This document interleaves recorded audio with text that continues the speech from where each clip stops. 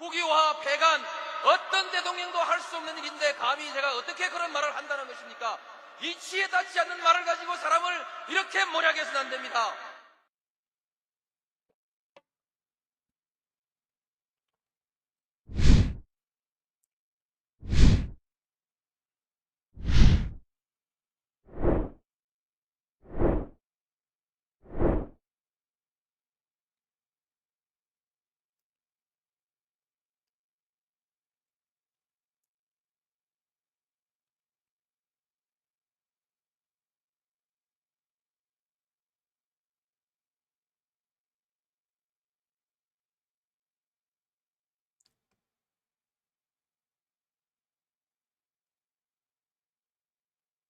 네, 오밤중의 뉴스 함께하고 계신 지금 시각 12시 4분을 지나고 있습니다.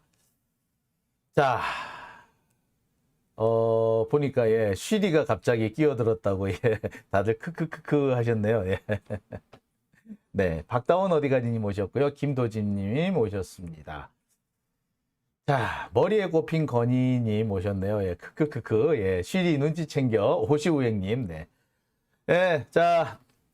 결국에 이 아까 제가 먼저 말씀드렸던 이 박용수와 관련된 부분, 결국에 우리가 특검을 왜 가야 하는지를 더 정확하게 알려주는 대목이 아닌가 싶습니다. 검찰이 이렇게 특검을 피해 나가려고 지랄 떨면 떨수록 우리는 특검을 해야 된다는 그런 우리 명분이 되지 않을까라는 생각이 들고요. 아울러 윤석열을 왜 끌어내려야 하는지 그 이유도 여기에 있다고 생각합니다. 가장 부패한 세력은 검찰이었던 겁니다. 자, 오밤중의 뉴스. 자, 그러면 오늘 제가 준비한 두 번째 소식으로 들어가 봅니다. 제가 두 번째로 준비한 소식은요, 고발사주 사건 재판에 대한 얘기입니다. 고발사주 사건 참 한때 시끌벅적했었죠. 검찰이 선거에 개입한 사건입니다. 선거에 개입을 하려고 고발장을 지들이 다 써서 다 넘겨줘가지고 니들은 접수만 시켜. 나머지는 우리가 알아서 할게. 이거였던 거죠. 이게 고발 사주 사건이었는데 자, 그때 한참 시끄러웠습니다. 김웅 의원도 걸리고 국회의원이 걸렸어요. 검사가 걸렸습니다. 검사? 윤석열 가장 핵심적인 역할을 하는 사람이 걸려들었죠. 그 수사를 막 하다 보니까 딱 여기저기 하다 보니까 한동훈도 나오네. 다 그러면서 그때 도대체 얘들 뭐 하는 애들이야? 라고 했던 기억이 생생합니다. 기억하시죠? 자, 그런데 이 고발사주 사건 그 사이에 수사도 다 어느 정도 진행이 됐습니다. 김웅 의원은 빠져나갔죠. 손준성만 걸렸습니다. 하지만 검찰이 이 관련된 정보를 다 폐기해버렸습니다. 대부분의 증거가 검찰청 안에 있는, 대검 안에 있는 것이었는데 검찰이 핸드폰이고 그 컴퓨터 하드디스크고 다 지워버렸어. 디가우징을 해버렸다는 거죠. 심지어 이 손준성이 나중에 그 대검 공보관 역할을 하게 되는데 대검 공보관 핸드폰을 가지고 오려고 그랬더니 그 핸드폰 공보관 핸드폰을 가져간다고 기자들이 센 개지랄을 떨었어. 아니 왜? 사실 따지고 보면 기자들도 한통속이었다는 거죠. 대검찰청에 들어가는 검찰 출입 기자들은 다 검찰과 한통속, 한 패거리였던 겁니다. 그들은 언론계에서 추방해야 될 자들이에요. 여러분 혹시 기억하십니까? 제가 방송에서 그런 얘기 했을 거예요. 기자들이 검찰총장을 1시간 동안 붙잡아 두고 못 나가게 막았던 사건이 있었다고 제가 말씀을 드렸죠. 바로 그게 그겁니다. 참 뻔뻔스러운 자들 아닌가요? 그러고도 자기들이 기자라고 말할 수 있는지 모르겠습니다. 게다가 지금 이 나오고 있는 김만배 사건도 보세요. 만배 형이 어디에서 힘이 나서 그런 짓을 했겠어요? 지가 아무리 검사들 많이 알고 판사들과 친하다고 해도 그 권력이 그렇게 나왔겠어요? 실은요. 그 대검 기자단에서 나온 거거든요. 법조 기자단에서 나온 겁니다. 이구님, 예, 정확하게 짚으셨어요. 휴대폰 까면 기자들 많이 나오나 보네. 예, 휴대폰 까면 기자들이 많이 나올 겁니다. 그래서 그런 거겠죠. 자, 어쨌거나요. 자, 그럼 이제부터 하나씩 좀 제가 짚어보겠습니다. 우선 고발사주 사건이 어떤 건지부터 짚어볼까요? 자, 고발사주 사건이란 어떤 사건이었느냐? 예, 여기 김웅 의원이 걸려있는 사건이었죠. 2020년 총선을 앞두고 윤석열 검찰이 유시민 작가와 최강욱 의원 등을 수사하기 위해서 조성은 씨에게 고발장을 써주면서 고발을 하라고 종용한 사건입니다. 조성은 씨는요, 당시 미래통합당 선대위 소속이었습니다. 내용은 그래요. 대검 수사정보정책관실이 이 일에 직접 개입했습니다. 그 사람이 바로 손준성이죠. 손준성이 자기 부하 검사들을 시켜서 고발장을 만들고 그 고발장을 김웅한테 주고 그 김웅은 조성은 씨한테 주고 그래서 조성은 씨가 이걸 들고 접수하려고 했던 바로 그 내용입니다. 자, 이 과정에서 이 손준성은 한동훈과도 꽤 여러 차례 연락을 주고받았다는 게 나옵니다. 특히 공교롭게도 자, 이 고발장과 관련해 가지고 사진이 사진 고발장을 사진으로 찍어가서 건네주는 이 과정에서 카톡 사진 그 같은 날짜에 카톡 사진 60여 장이 한동훈에서 출발 전송이 되는 그런 일도 벌어집니다. 누가 보더라도 야 이거 이상한데 라는 의심을 안 할 수가 없어요. 자, 그와 관련해서 저도 의심이 되는 게 몇 개 있어요. 예. 저를 고소한 사람이 몇몇 사람이 있는데 이 사람들이 가지고 있는 자료들이 글쎄요 좀 이상한 부분이 있더라고요. 정말 이 검찰에서 만들어주지 않았을까 싶을 정도로 상세한 내용들을 포함하고 있더라고요. 세세하고 상세한 내용들. 그렇게 디테일하게 이것을 보았단 말이야? 얘들이 내 유튜브를 그러니까 아주 애청을 해야만이 알 수 있는 내용들을 다 가지고 고소 고발을 했더라고요.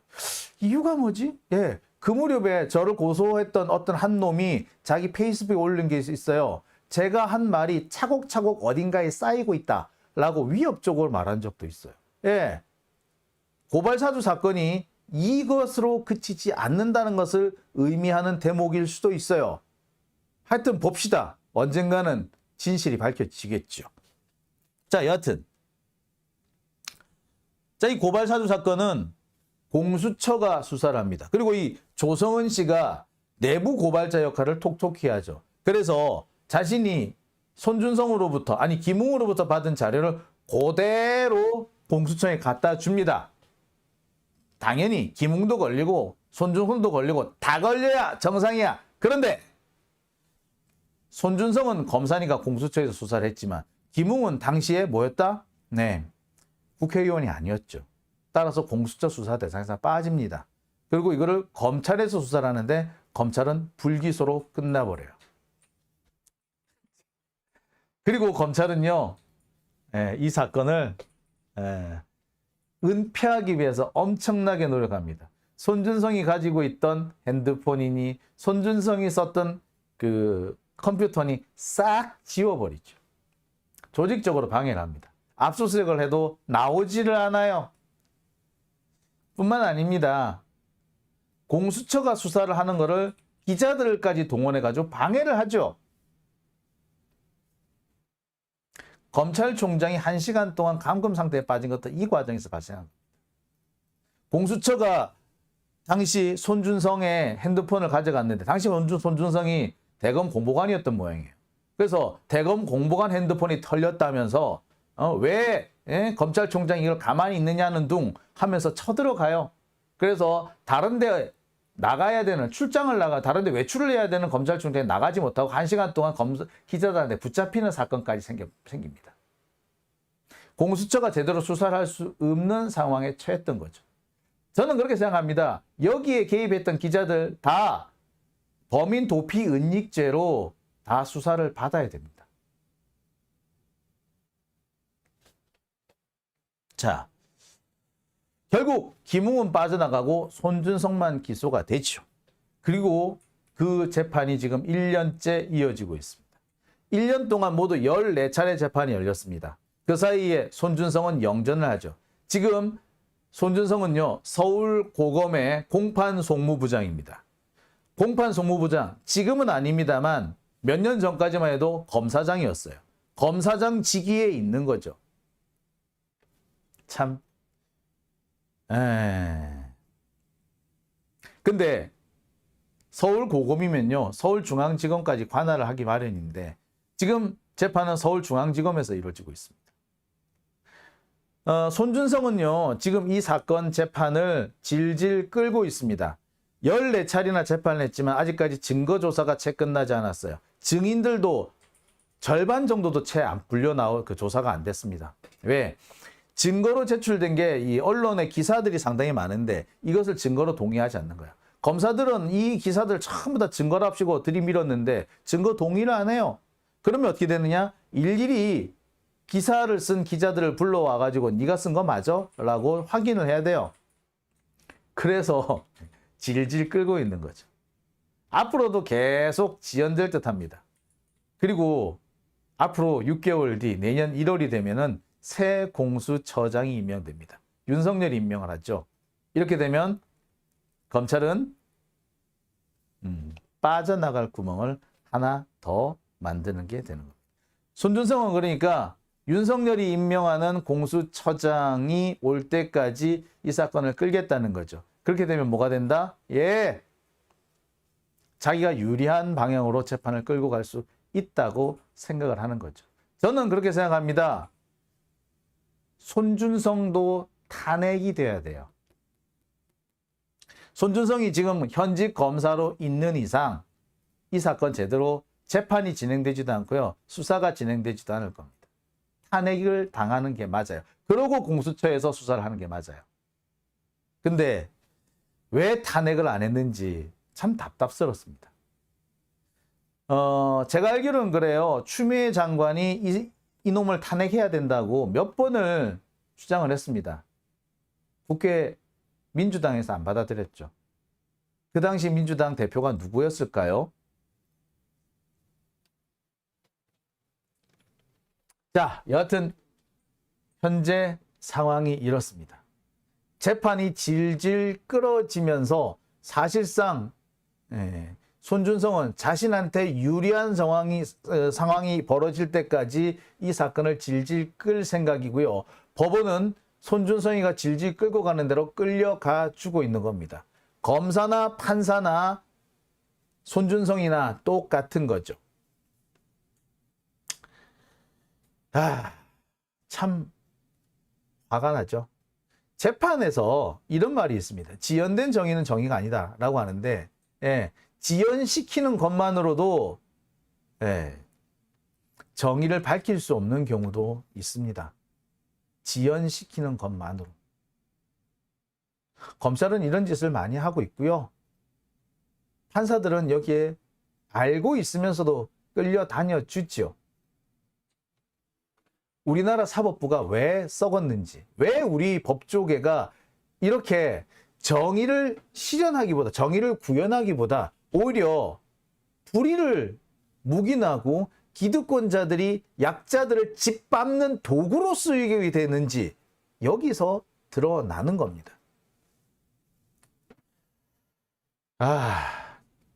자, 그런 상황에서 지금 이 같은 상황에서 여전히 검사 탄핵을 주저하고 있는 민주당 국회의원들, 걔들은요 자격이 없어요. 이들은 또 역풍 얻자고 합니다. 역풍 어쩌고저쩌고. 역풍이 무서운 게 아니라 지들이 검사들한테 붙잡혀 갈까봐 겁나는 거지. 왜? 지들이야말로 구린 게 많은 거겠지. 그겁니다. 지금 검사 탄핵에 반대하는 국회의원들이 누군지 좀 밝혀보고 싶어요. 그래서 아직까지 검사 탄핵에 동의하지 않은 국회의원이 있다면 그들을 민주주의의 배신자, 민주 진보 진영을 배신한 밀정이라고 공개를 해야 되지 않을까. 명단 공개를 해야 되지 않을까 하는 생각이 듭니다. 우리나라 사법부, 우리나라 검찰이 이렇게 불신을 받고 있는 그 이유 중에는 국회가 제대로 통제하지 않은 것도 이유가 있습니다. 왜? 국회의원들이 구린 거지 뭐. 내가 재판 받을 때, 내가 붙잡혀 갔을 때, 판사들이, 검사들이 불이익을 주지 않을까 겁내고 있는 거예요. 그러니까 판사들고 드리고 검사들이고 민주당 국회의원들을 우습게 하는 거야, 이 바보들아.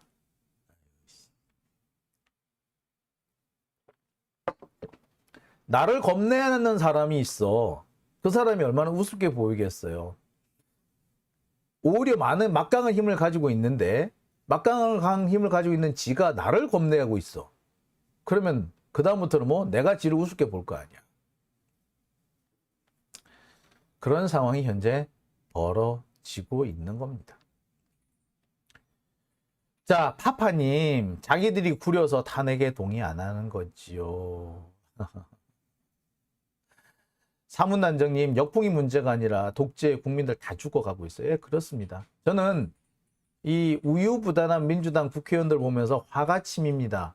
한동훈, 윤석열 때문에 화가 치미는 것보다 더 화가 치밀어요. 차라리 기득권층에 붙어서 윤석열 뒤나 쭉쭉 빨고 다니지 왜 지가 민주당 국회의원이라고 하고 거들먹거리고 다니면서 지금 민주진보 진영에 뭐 스피커라고 하는 사람들 또 활동가라고 하는 사람들 다 죽어나가고 있거든요. 정말 고통스럽게 살고 있거든요. 하루하루 괴롭힘을 당하고 있습니다.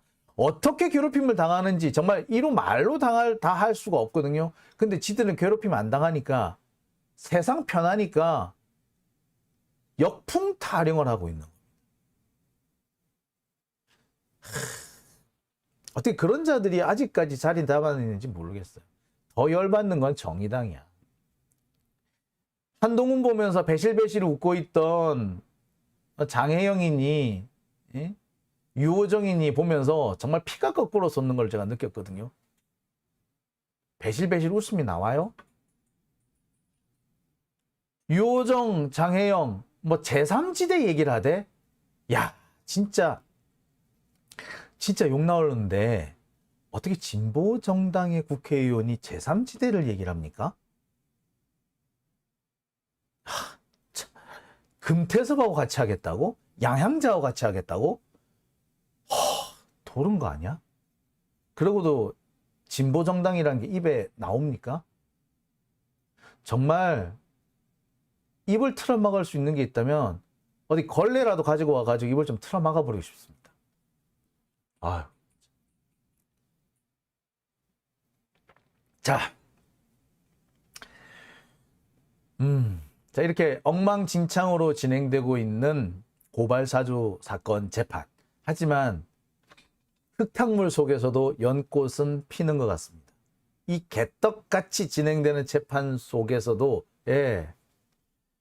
충격적이고 정말 이런 게 있었구나 라는 이런 증언이 나온단 말이야 라고 놀래 자빠질 만한 그런 증언들이 나오기 시작합니다. 정말 이 와중에서 건질 수 있는 몇 안 되는 보석 같은 일이 아닌가 싶어요.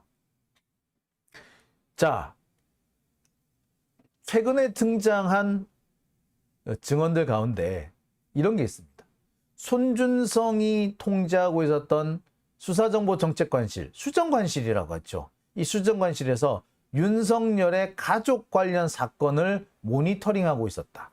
심지어 그 윤석열 가족 관련 사건의 관련자들이 이런저런 사건에 연결이 돼 있으면 그 사건을 검색하고 판결 내용을 확인하는 것뿐만 아니라 윤석열 가족 관련 사건을 거론하는 유튜브들을 감시하고 있었다는 게 확인이 됩니다. 윤석열 가족 관련 사건이 뭐겠어요? 도이치모터스, 그 다음에 최은순, 이런 사건들인 거죠. 도이치모터스를 언급한다? 최은순을 언급한다? 다 감시를 한 거예요. 자, 또 재밌는 게 있습니다. 고발사주 사건이 나오는 과정에서 당시 중앙일보 사장과 논설위원들이 현재 국힘당, 당시 미래통합당 선대위 혹은 국회의원 후보들과 회합을 가졌고 그 자리에서 선거와 관련된 얘기가 오갔다. 당시 이 자리에 참석을 했던 조성은 씨 얘기를 들어보면 그래요. 중앙일보가 도와줄 거라고 해서 그 자리에 갔다는 거예요. 중앙일보가 총선에 개입을 하려고 했던 겁니다. 선거에 개입을 하려고 했던 거예요. 중앙일보 사장과 논설위원들이. 얘들이 툭 하면 공정성 운운하는데 통째로 없어져 버려야 돼. 아니 얘들은 제가 볼 때 이런 짓을 한다면은요 폐간이 답이죠. 폐간이 답입니다. 자, 확인해 볼게요. 당시 법정에서 어떤 진술이 나왔는지. 이게 딴 데서 나온 게 아니고요. 법정에서 증인의 진술로 나온 겁니다. 보시죠. 여기서 등장하는 증인은요. 수사정보정책관실의 수사관입니다. 묻습니다. 공개정보분석팀은 뭐 하는 데입니까?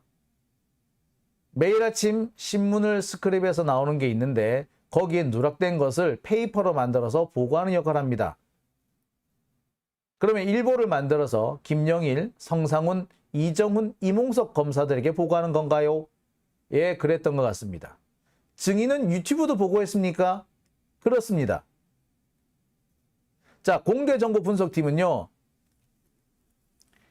수사정보정책관실에 포함되어 있는 팀입니다. 지금 여기에 증언하는 사람은 공개정보분석팀 팀장으로 있던 수사관입니다. 매일 아침 신문 스크랩을 해가지고 이것을 배포를 하는데 거기에 빠진 내용들을 별도로 스크랩해서 보고하는 역할을 한다. 아니 이거를 공보관실에서 해야지 왜 범죄정보정책관실에서 합니까? 왜 이게 범죄정보예요? 언론에서 뭐라고 보도하는지 범정에서 그걸 수사를 확인한다고요? 심지어 그거를 범정 소속의 검사들한테 보고를 해요? 유튜브도 보고를 한다고? 자, 사실은 감시를 하는 거죠. 공보관실에서야 도대체 어떻게 보도가 되고 있는지 확인하는 역할을 할 수가 있죠.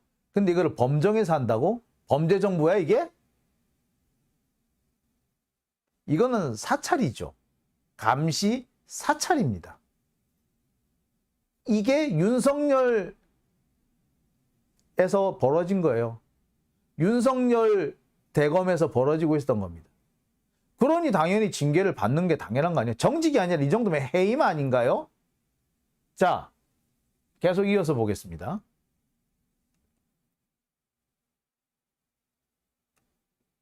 어떤 내용을 보고했습니까? 유튜브 내에서 진보 유튜버, 보수 유튜버 이렇게 나눠서 특정 유튜브 채널 중에서 검찰과 관련된 내용이 있으면 유튜브 반응이란 제목으로 내용을 써서 쪽지로 전송했다. 검찰 내부망을 이용한 거죠.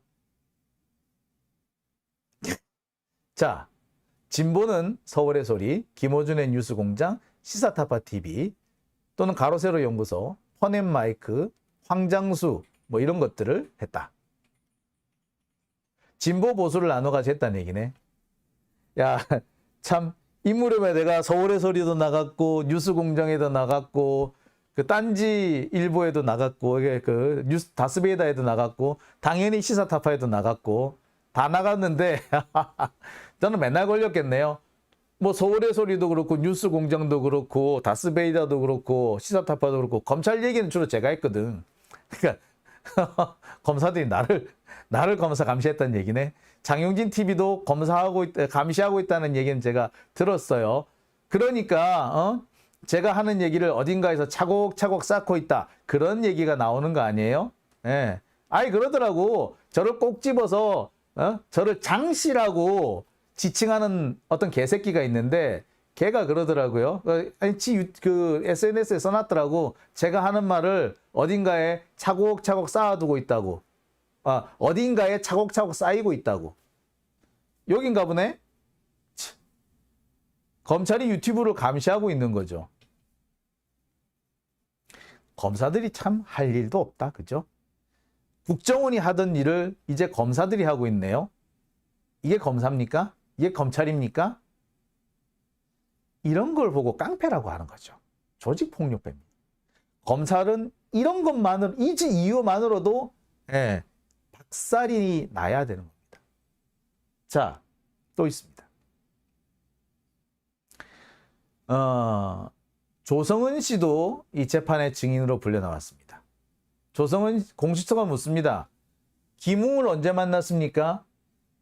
2003년 3월 중순쯤 언론인들과 미래통합당 후보들이 식사 자리를 가졌다. 그 자리에 초대를 가서 만나게 되었다. 당시 누가 있었습니까? 박장희 중앙일보 사장과 논설위원들이 있었다. 미래통합당 후보이기도 했던 김용태 사무총장 그리고 전현직 의원들도 있었다. 어떤 자리였느냐? 이건 법정에서 처음 증언하는 건데 특정 언론이 도와줄 테니 잘 해봐라. 특정 언론이 도와줄 테니 잘 해봐라. 이런 취지의 모임이었다. 특정 언론이 잘 해줄 테니 이 특정 언론이 뭐겠습니까? 중앙일보 사장하고 논설위원들이 왔으니 중앙일보 같네. 그죠? 중앙일보가 불법 선거운동을 했다는 거죠. 이러고도 중앙일보 나만 합니까? 사장과 논설위원이 다 갔다? 그렇다면 이거는 중앙일보 회장이 개입한 거 아닌가요? 그 지시 없이 이렇게 움직일 수 있나요? 없죠? 없을걸요? 불가능할걸요? 그러고도 중앙일보 니들이, JTBC 니들이 남의 허물을 거들먹거릴 수 있다고 생각하니? 자, 중앙일보가 선거에 개입했다라는 명백한 증언이 나온 겁니다. 법정에서 나왔어요.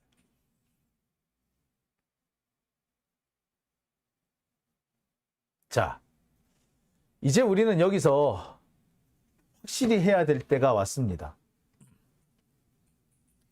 검찰과 언론, 특히 기득권 언론들이 서로 짬짬이 먹고 선거에 개입을 했었다라는 겁니다. 그 과정에서 나온 것이 고발사주 사건인 거죠. 그리고 고발사주 사건이 제대로 처리되지 않음으로 인해서 바로 이 사건은 아마 이 언론과 검찰의 은밀한 검은 커넥션은 대선까지 이어졌을 걸로 보입니다. 우리 사회가 우리가 왜 윤석열 정권 같은 개떡 같은 사는 놈을 맞이하게 됐는지 그 이유가 여기 드러나는 거죠. 말 그대로 조중동이 똘똘 뭉쳤던 겁니다. 동아일보야 채널A 사건 때문에 윤석열이 집권을 해야 하는, 그래야지 살아날 수 있는 이유가 있었고, 조선일보도 마찬가지였던 거죠. 중앙일보도 이렇게 은밀하게 선거에 개입을 했던 겁니다. 자, 여러분, 법정에서 이런 증언이 있었어요. 근데 누구 하나 보도를 하지 않네요. 보도를 하지 않네요. 뻔뻔스럽습니다. 중앙일보, JTBC 부끄럽지 않나요? 니들 사장이 한 건데, 그러니까 쪽팔려서 보도 못한 거지? 이재명 건이라면 그렇게 열심히 떠들던 새끼들이 입을 다무네요.